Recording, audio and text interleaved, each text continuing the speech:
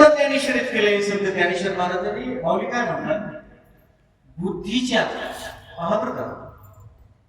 तुमच्या अंतकरणाच्या मध्ये एक संधी आहे, एक शांत आहे, एक पोकळी आहे, तिचं नाव मन. मन नावाची वस्तू हयातच नाही, पण तुमच्या आमच्या अज्ञानाने ते मान्य केलंय. ते मान्यतेत नाही, मनाचा व्यवहार मान्यतेत नाही. पण मनाला आवर न घालू शकल्यामुळं, लक्षात घ्या बरं, तुम्हाला मनाच्या संकल्पाने विकल्पात नानूक करावं लागते. काय करावं लागतं? नानूक करावं लागते. पुढे नानूक करावं लागते, या प्रपंचाच्या माहेरात आणि याच प्रपंचाच्या सासरात, सासरवासात तुम्हाला नानूक करावं लागते. का? कारण या प्रपंचाची रचनाच मनोरूपी वांझट धाग्याने झालेली असल्यामुळं तो धागा तोडणं तुम्हा आम्हाला अशक्य आहे. आणि ज्या दिवशी तो तुटल्या जातो, म्हणून संत श्रेष्ठ आहे, संत ते तोडतात, मनाचं पटल फाडतात आणि त्याच्या पलीकडे असणारं अस्तित्व, लक्षात घ्या, मन, बुद्धी, चित्त आणि अहंकार, याला निस्तनाबूत करतात. त्यानंतर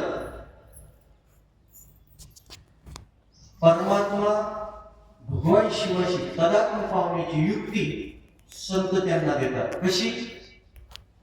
सापडविले वाटे जाता गंगा स्नान, मस्तकी तो जाणं. सापडलं नाही बरं का, शब्द पहा, सापडविले, सापडलं नाही, ते पुढे सापडत नाही, सापडावं लागतं. वाटे जाता, कोणत्या वाटे? कोणत्या वाटेने नाही, कोणत्या वाटेने नाही.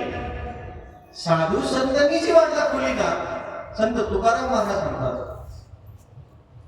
वैराग्याचे महामेरू देहूमध्ये तेवढा एकच झाला, परत नाही.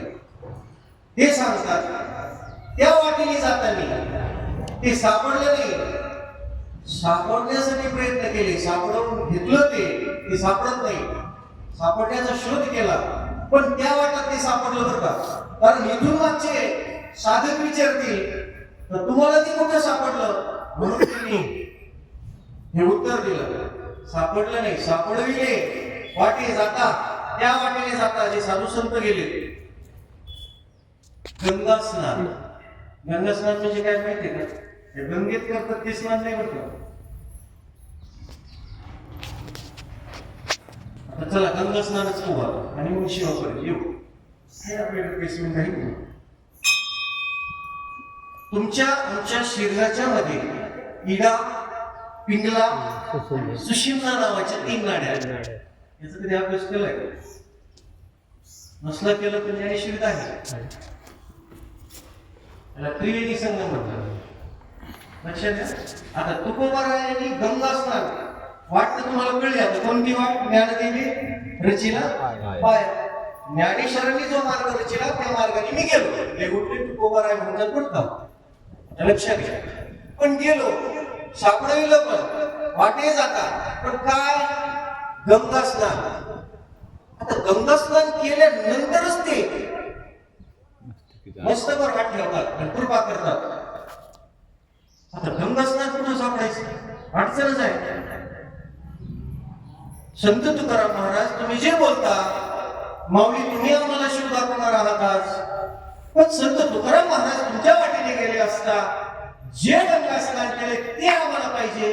कारण आम्ही पैठणला जाऊन रोज गंगा स्नान करतो, पण रडत रडतच करतो. ती गंगा आम्हाला काही सुख देऊ शकत नाही. आम्ही दुःखीच आहोत. दुःख निर्माण झालं म्हणून तर गंगे भोवती गर्दी आहे. गोपाल कृष्ण